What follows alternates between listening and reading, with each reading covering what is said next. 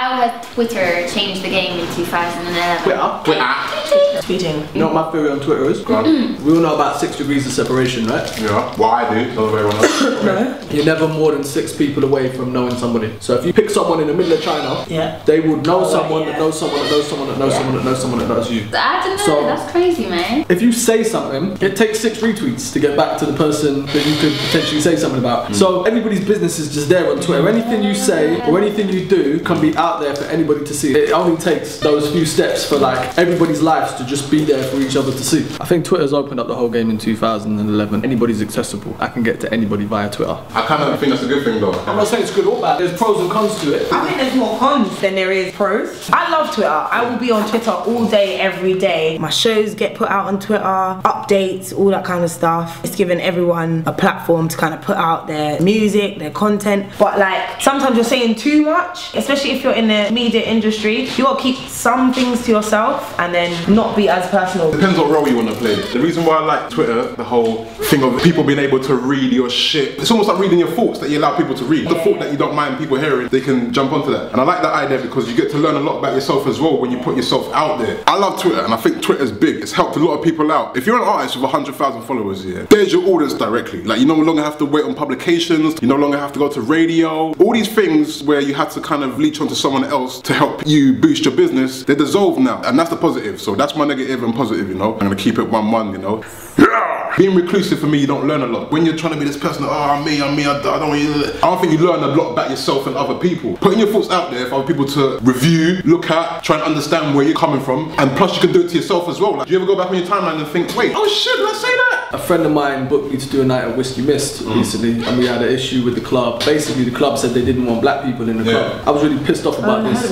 There you go. You didn't know me till today, but you heard about it. You heard about it because I went on a tweet rant. Everybody started retweeting. Now, there's a Guardian affiliated news blog that's posted the issue. Do you know what I mean? So Twitter is great for stuff like that. Whereas before, it might have remained under wraps and people might have been scared to say anything. I got a call from one of the writers at the Guardian about actually doing a full story on it because of what I was tweeting. Do you know what I mean? So in some ways, nothing secret is a bad thing, but in other ways, it's good that things like this can come to light just through regular people tweeting about it. That's like a negative that could result in a positive due to Twitter, innit? But I'm saying, like, there's a lot of... You get the reverse. Yeah, that's what I'm saying. I can go on a few websites right now, and there's a few news stories that have been generated from Twitter. And I'm like, how's that become the new way to investigate a fucking news story? You get lazy journalists now. They can just sit on Twitter all day and think they can conjure up a news story based on what people say through some kind of like fucking electronic device or some shit. And it's like, that's not enough for me. You gotta get quotes from people through their mouths. I could have jacked someone else's Twitter account, done a little something, and next thing you know, there's a news story based off some bullshit I just said, playing a joke with my friend's Twitter account. Me should be the Missy Elliott. Like, how many fucking supposed collaborations can there be based on someone hollering at someone saying, yo, I liked your tune, and other person responding saying, yeah, maybe we should get in the studio. A few hours later, there's a news story,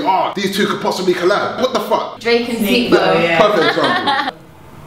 Great. People tweet people all the time. Doesn't necessarily mean they're gonna do a duet together. Twitter for 2011, Wiley. That's the first thing that comes to my head. Like, Wiley is a bad man. I love Wiley's Twitter. What he did when it comes to tweeting that Flyboy tune, then all of a sudden, bare people are jumping on the fact that it's new and it's not even new. Like, what? He is a smart tweeter. If you can tweet a song that was brought out 5, 6, 7 years ago, just a song off an album, and if you can tweet it to make people believe that it's new, then you're doing your thing, man. Seriously, because who else has thought of that? Anyone who hates on Wiley for his Twitter doesn't get him. You have to understand, he's an entertainer. His Twitter is essential to Twitter and it's essential to the urban scene. Big up Wiley for his Twitter. Any smart artist will have used Twitter so much to their advantage this year, and Wiley is one of the people that has done it. Another person, JME. I think Boy Better Know are really good in general at using Twitter. Like, they talk to their fans, they say where they're gonna be and all that kind of stuff. So you can stalk them if you want to. He's not following anyone, and I love that. Like, you're not following. I'm not gonna lie, I'm not gonna lie. It's a bit cockish if you don't follow no one. Not to say you shouldn't, because it's up to you what you want to do. But I find it a bit like, you're up your own arse if you don't follow no one, man. Twitter's fun for that shit. There's people who follow 20,000, 30,000 people and don't retweet, tweet back, reply nobody. But JME retweets and replies back to almost everyone. The only tweets he's ever gonna see are when people tweet at him. The reason my timeline is fun, it's my own personalized timeline of people that I find interesting. If you don't follow anyone, you miss out on that. It's like what you're saying is the only people whose tweets I care about seeing it when they talk about me. Otherwise, it's not fun. It's like being up your own arse if you got no followers. Like, I don't need to see any what anyone's got to say apart from me. I totally agree. That is cocky for you not to follow me.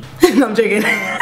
Not following other people is pointless. The whole point of Twitter is to see what everyone else is getting up to. It's actually not about you. I mean, don't watch what everyone's doing. You don't have to, but it's a thing where it's kind of a two-way thing. It's a relationship. If I follow you, follow me. That's it. I remember Chip saying the reason he doesn't follow everybody is because there's so many people that would hit him up and be like, oh, why aren't you following me? Why aren't you following me? So it's just easier to say I'm not following anyone. Jamie says that Twitter is a joke. He finds it completely funny. The same way how you were saying life is a joke. How can he find it funny if he's not following anyone? No, that's because basically your judgment on Twitter is only what people say about you. It's your prerogative. I do think it's a little bit cocky, but I can understand that if you've got a lot of people that you're supposedly cool with, everyone's constantly begging a follow or whatever. Although that's disgusting, by the way. People who beg follows, don't ever message me and say, please follow me back, I need to DM you, I'll just block you. Disgusting. Don't ever beg for a follow. It comes down to the whole social networking thing. Some people might say it's an absolute joke. How do you know if it's a joke if the only thing you've seen of it is what people have said about you? It's the same thing for people who haven't even got anything social network wise. Exactly, so people are judging it without using it. You might not want to use it first before you judge it, you know what I'm saying? So that's a message to those guys that are judging something they haven't experienced. Like, it doesn't make no sense to judge something you have no experience in it. You can give reasons to why you don't want to indulge into something, but to have an opinion on how it works without using it,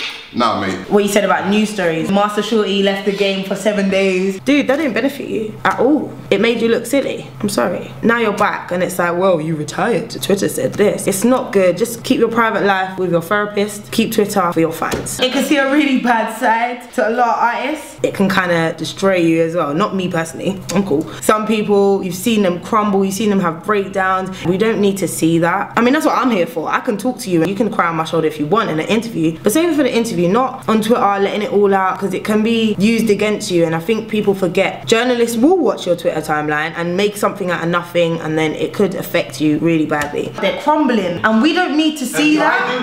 We do. In a journalistic point, like, yes, you got the dirt, yeah. But in terms of fans, they're like, oh man. The best thing I ever see Twitter described as a journalist's wet dream and a PR's nightmare. And that properly sums it up. For a journalist, it's like, ooh, PR person's like, fuck, not again. Don't let him tweet. That's why some artists don't tweet their own shit. Because their PR knows he can't be let loose to just give his thoughts to the world.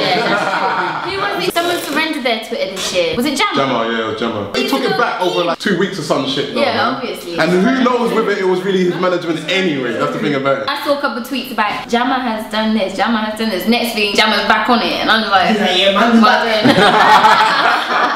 Jammer's one that brings entertainment to Twitter as well. So who do we think has used Twitter to their advantage the most? Wiley, 100%. Jamie as well. I'm not saying Wiley's not relevant, obviously Wiley's relevant, but in a world where there's a newer generation that's come through and Wiley's seen as the older generation, I think he's used his Twitter to keep himself as relevant as the younger generation. I'm going to agree with Snips on this one. I don't want to take any credit away from him. I don't know if he's done it intentionally or not, but wherever it is, he has stayed relevant due to his antics on Twitter. He generates hype around himself based on his Twitter. So, bang, Wiley, you're big.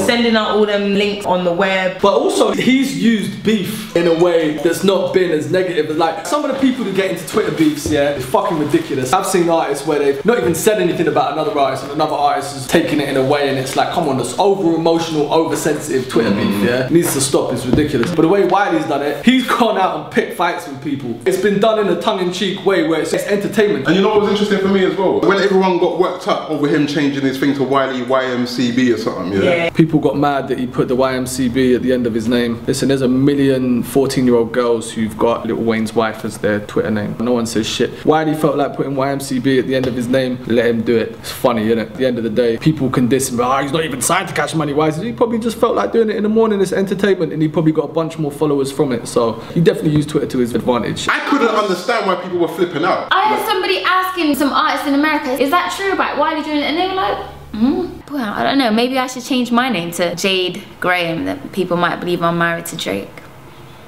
Everyone was asking Birdman and stuff. He's like, Like, what? I went at that meeting, bro.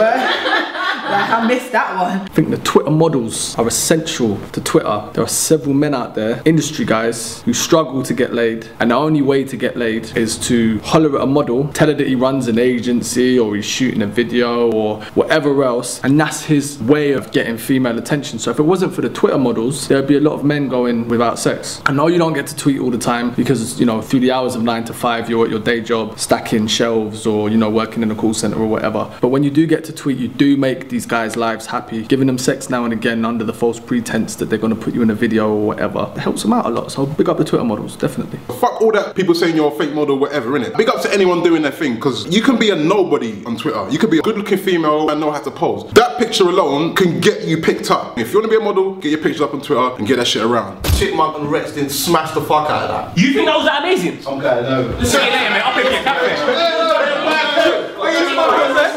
Gay grandma. It's gonna be like Bobos. Lyrics. Pink New Era.